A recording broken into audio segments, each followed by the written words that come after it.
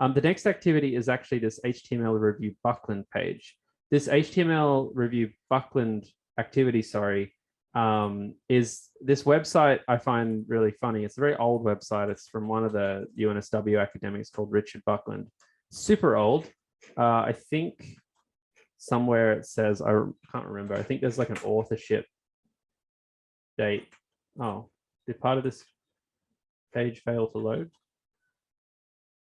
I think it's like 2000 and, oh yeah, part of this page is failing to load at the moment. It used to be bigger, but this is like a 15-year-old web page.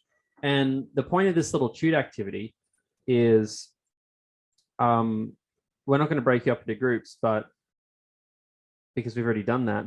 But there are issues with this page, in particular the source code. Now, the page obviously doesn't look great. It's a very old page, but I want to go have a look at the source code and point out some things that you should be weary of when it comes to your own coding, because this is very old school. So some things that have been done here that you wouldn't do or you would steer away from include capital letter tag names.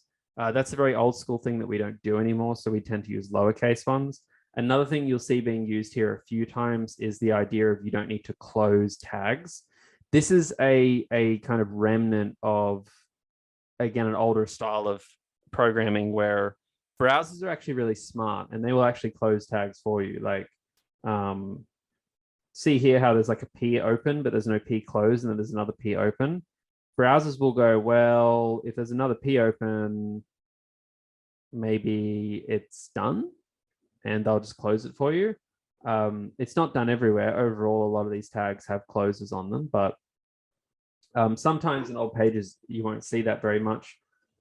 Some other things, obviously, we got lowercase and uppercase, which isn't great. The entire white spacing is pretty bad here. Often it's kind of probably very normal to try and indent things as you do more and more, like, as you open tags, you'll indent inside, just like programming with braces.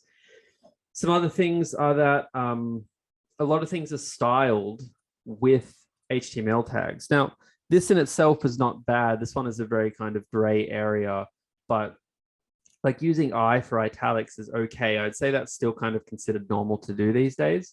But creating a table cell, table data, and setting its width and alignment with HTML is not really, I guess, ideal. There's just a general consensus that if you're trying to denote structure, then you use HTML. And if you're trying to denote aesthetics or style, then you style that with CSS. That's kind of, the process that you go about. So this kind of stuff you wouldn't see. You'd see this done in CSS, because this stuff actually existed before CSS. So like, to be clear, it's not like before CSS, you couldn't do anything with your web page. You had lots of options. It was just that they were quite limited and they were baked into the HTML themselves. Just before I move on, has anyone noticed anything else about this page that they think is worth pointing out, or that they find funny about the source code, just before we move on to the next activity? Indenting, yep, definitely.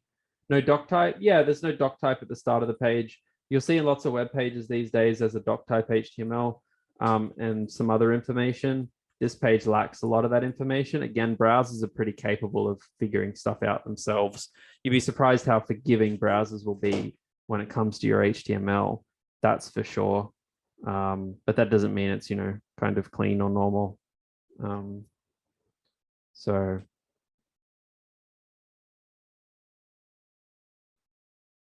what exactly does doc type actually do, though? I'm not entirely sure from the lecture. I actually not 100% sure. One of those things I just don't keep on my head. What is doc type for? So doc type is nothing but a document type declaration that is a set of instructions. I guess it's...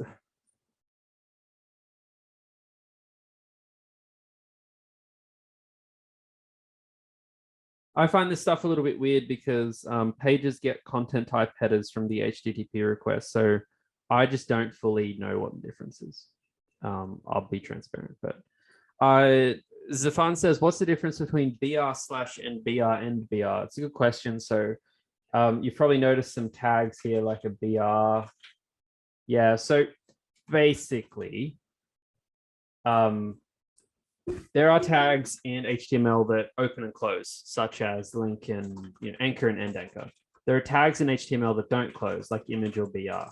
They just don't close. There's no open then stop. They just are. There's nothing to put inside them. So they're just like, they're what we call void tags because there's a void space inside. Newer HTML practices tend to encourage you to use a trailing slash like this. I'm not 100% sure why that is. I would imagine it's just because it's a little bit easier to identify very quickly. Like with your eyes scanning over the page, it's really easy to tell like, oh, it's a void tag, and not look for an open or close. So your eyes can kind of tell that this is not an open tag, it's a void tag. You'll see a lot of older websites don't do this with void tags. They'll just use BR. I don't think there's many other instances of that on the page. BR, HR, image are the classic ones. Link is another, meta is another. Both of these appear in the head of the document. Yeah, so that's pretty much it on, just that quick review of the web page.